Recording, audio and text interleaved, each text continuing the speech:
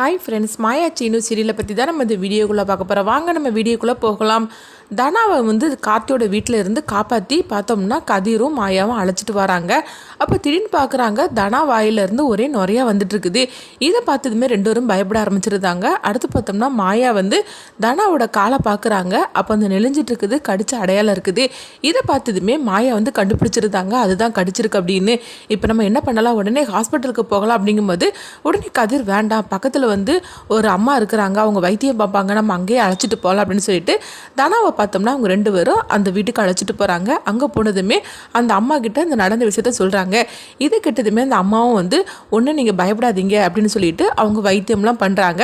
அப்போ வைத்தியம் பண்ணினதுமே அவங்க சொல்கிறாங்க, அவள் காலையில் முழிப்பா, நீங்கள் பயந்துட வேண்டாம், இது சாதாரண தான் கடிச்சிருக்குது, அதனால ஒன்றும் விஷம் எதுவும் தலைக்கு ஏறலை பார்த்துக்கோங்க, நீங்கள் ஒன்றும் பயப்பட தேவையில்லை, இப்போ அவள் தூக்கத்தில் தான் இருந்துட்டுருப்பா, காலையில் கண் முழிச்சிருவா, அதனால நீங்கள் வீட்டுக்கு உடனே அழைச்சிட்டு போகலாம், நான் அதுக்குள்ளே மருந்தெல்லாம் கொடுத்துட்டு அப்படிங்கவும். இது கெட்டதுமே மாயாவும் கதிரை கொஞ்சம் சந்தோஷப்படுதாங்க. அடுத்து பார்த்தோம்னா கதிர் அங்கேருந்து கிளம்பும் போது உடனே மாயா கேட்குறாங்க, நீ எங்கே போகிற கதிர் அப்படிங்கும்போது, அந்த கார்த்தி நான் சும்மா விட மாட்டேன், அவனை இன்னைக்கு உண்டு இல்லைன்னு நான் பண்ணிட்டு வந்துடுது அப்படிங்கவும். உடனே மாயா தடுக்கிறாங்க. கதிர், நம்ம இதுக்காகவா நம்ம எல்லாம் செய்தோம், சொல்ல பொண்ணைக்கு அவனுக்கு நம்ம தண்டனை கொடுக்கணும்னா நம்ம அன்னைக்கே கொடுத்துருக்கலாம், ஆனால் நம்ம என்ன பண்ணுறதுக்கு கொஞ்சம் பொறுமையாக தான் இருந்தாகணும், இப்போ நம்ம எடுத்தோம் கவுத்தோன்னு சொல்லி முடிச்சிட்டோம்னா குடும்ப மானமே எல்லாம் போயிடும், நம்ம அதுக்காக தானே இது எல்லாத்தையும் மறைச்சோம், இப்போ மட்டும் நீ போய் அவனை அடிச்சேன்னா எல்லா உண்மையும் வெளியே வந்துடும், அதுக்கப்புறமா தனாவை நினச்சிப்பாரு, அவள் கண்டிப்பாக இருக்கவே மாட்டா அப்படின்னு சொல்லவும். இதை கெட்டதுமே கதிர் சொல்கிறாங்க, அவன் சும்மாவே இருக்க மாட்டான், அவனு தனாவுக்கு ஏதாவது தொல்லை கொடுத்துட்டு தான் இருப்பா, அப்படிங்கும்போது இது நம்ம மெதுவாக தான் நம்ம சமாளிக்கணும், அதனால கொஞ்சம் பொறுமையை நம்ம கடைபிடிக்க தான் செய்யணும், கொஞ்சம் நீ பொறுமையாயிரு அப்படின்னு சொல்கிறாங்க. சரி, நம்ம வீட்டுக்கு தனாவை அழைச்சிட்டு போயிடலாம் அப்படிங்கிறாங்க. இந்த மாதிரி நடந்துட்டு இருக்கு. அடுத்து பார்த்தோம்னா ஜானகி தான் காட்டுறாங்க. ஜானகி தனாவை எப்படியாவது வீட்டுக்கு வந்துன்னு சொல்லிட்டு அவங்க சாமி கும்பிட்டுட்டு இருக்கும்போது அங்கே சிவராமன் வந்துருந்தாங்க. வந்ததுமே ஜானகியை கேட்குறாங்க, என்ன சிவா இவ்வளோ நேரம் ஆகிப்போச்சு அப்படிங்கும்போது, ஆமாம் நீ கொஞ்சம் வேலையாயிருச்சு அப்படிங்கிறாங்க. சரி, தனாவை எங்கே அப்படின்னு சொல்லி சிவா கேட்கவும். இதை கிட்டதுமே ஜானகி அதிர்ச்சி அடைகிறாங்க. என்ன திடீர்னு தனாவை கேட்குறாரு அப்படின்னு சொல்லிக்கிட்டு அப்போ சிவாட்ட கேட்குறாங்க, என்னாச்சு, எதுக்காக நீ தனாவை கேட்குற அப்படிங்கும்போது, இல்லை நீ தனாவை கொஞ்சம் கூப்பிடுங்களேன் அப்படிங்கிறாங்க. ஐயோ, தனா தூக்கத்தில் இருக்கிறாள் அப்படிங்கிறாங்க. இல்லை கொஞ்சம் கூப்பிடுங்களேன், நான் அவட்ட கொஞ்சம் பேச வேண்டியது இருக்குது அப்படிங்கும்போது உடனே ஜானகி சொல்கிறாங்க, இப்போ தான் நான் அவளுக்கு பால் காய்ச்சி கொடுத்துட்டு வந்தேன், அவளும் குடிச்சிட்டு தூங்கியிருப்பா தம்பி அப்படிங்கவும். அப்படியா அப்படின்னு சொல்லி சிவா கேட்குறாங்க. என்னாச்சு அப்படிங்கும்போது, இல்லை நான் வரக்கூடிய வழியில் தனாமரிக்கு ஒரு பொண்ணை பார்த்தேன், அதனால தான் நான் சந்தேகத்தோடு கேட்டேன் அப்படிங்கிறாங்க. உடனே ஜானகி அதிர்ச்சி அடைகிறாங்க. ஐயோ, அப்போ தனாவை தான் இவர் பார்த்துருக்குறாரு, எப்படியாவது இவரை சமாளிக்கணும்னு சொல்லிக்கிட்டு, அப்படிலாம் நீங்கள் வேறு ஏதாவது ஒரு பொண்ணை பார்த்துருப்பீங்க, தனா இப்போ தூங்கியிருப்பா அப்படின்னு சொல்லவும் சிவாவும் அப்படியான்னு சொல்லிட்டு நம்பிட்டு போயிருந்தாங்க. அடுத்து பார்த்தோம்னா கொஞ்ச நேரத்தில் மாயாவும் கதிரும் தனாவை தூக்கிட்டு வராங்க. அப்போ ஜானகி பார்த்துட்டு பயப்பட ஆரம்பிச்சிருந்தாங்க.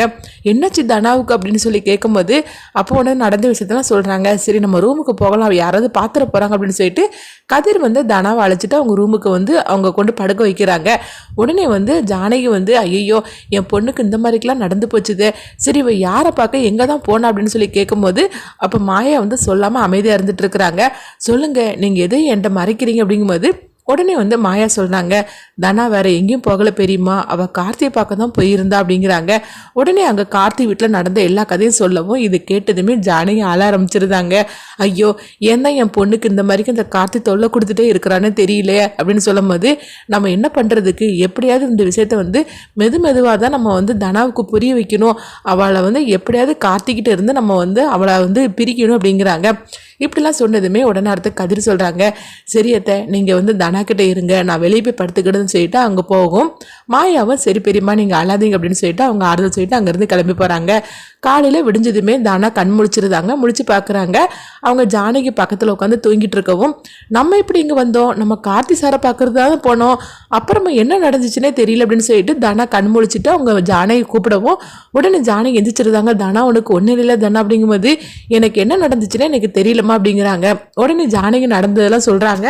மாயாவும் கதிரும் இல்லைன்னா உன்னுடைய நிலைமை என்ன ஆகும், நீ எதுக்காக நீ போய் அவனை போய் பார்த்த, நான் தான் உன்னை போகக்கூடாதுன்னு சொல்லியிருக்கிறோம்ல, அப்புறமா எதுக்கு போன அப்படிங்கும்போது, இல்லைம்மா கார்த்தி சார் தான் எனக்கு ஃபோன் பண்ணி என்னை கூப்பிட்டாரு, இதுக்கு பிறகு என்னை தொல்லைப்படுத்தாதீங்கன்னு சொல்கிறதுக்காக தான் நான் போனேன். அது மட்டும் இல்லாமல் நான் ஊருக்கு போயிருந்தோம்ல, அங்கேயே அவர் வந்தார் அப்படிங்கும்போது, ஓஹோ அங்கே வேறு வந்து உன்னை தொல்லைப்படுத்தினானான்னு கேட்கும்போது, அப்படிலாம் சொல்லாதீங்கம்மா அப்படின்னு சொல்லிக்கிட்டு சொல்லவும், என்ன இருந்தாலும் நீ வந்து கல்யாணம் ஆனவா, நீ இப்படி போகலாமா அப்படின்னு சொல்லும் போது, அதுக்காக தான்மா நான் வந்து அவர் சொல்லுறதுக்காக நான் போனேன், ஆனால் அதுக்கப்புறம் என்ன நடந்துச்சுன்னே எனக்கு தெரியல அப்படிங்கும்போது, இங்கே பாரு எனக்கு சத்தியம் பண்ணி கொடு, இதுக்கு பிறகு நீ கார்த்தி நீ பார்க்க மாட்டேன்னு சொல்லி எனக்கு சத்தியம் பண்ணி கொடு அப்படிங்கும்போது, ஏமா நீ இந்த மாதிரிக்கு பேசிகிட்டு இருக்கிற, இதுவே மாயாவாக இருந்தால் அப்படி சத்தியம் பண்ண சொல்லுவியா, நானாக இருந்தனால தானே இப்படி சத்தியம் பண்ண சொல்கிறேன், சரி உன் ஆசைக்கு நான் சத்தியம் பண்ணுறேன், இன்னும் போல நான் பார்க்க போக மாட்டேன் அப்படின்னு சொல்லிட்டு தானா கோபத்தோடு இருக்கவும் இது எல்லாத்தையும் மாயா பார்த்துட்டு இருக்கிறாங்க.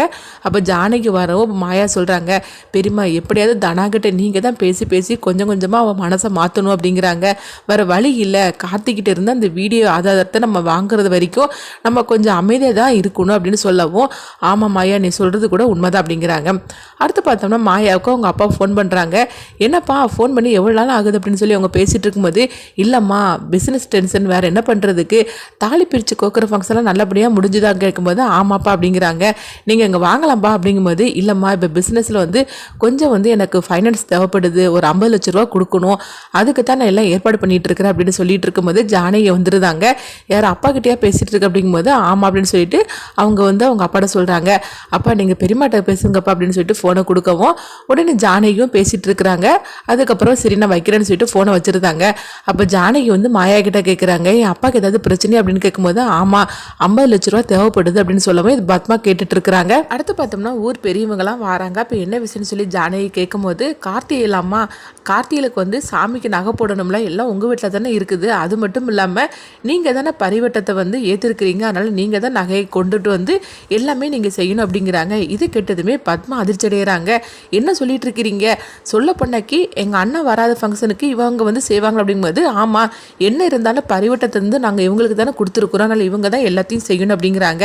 அது மட்டும் இல்லை நீங்கள் வந்து ஐயாவையும் கூட்டிகிட்டு வாங்க அப்படிங்கும்போது, கண்டிப்பாக அவர் வருவார் அப்படின்னு ஜானகி சொல்லவும், சரிம்மா நாங்கள் கிளம்புறோம் அப்படிங்கிறாங்க.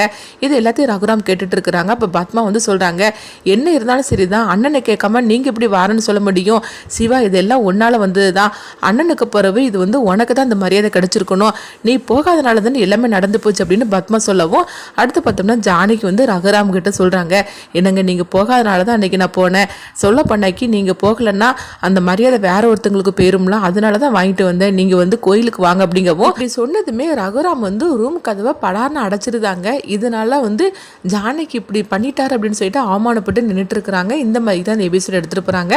அடுத்து என்ன நடந்து சொல்லி நம்மளும் வெயிட் பண்ணி பார்க்கலாம்.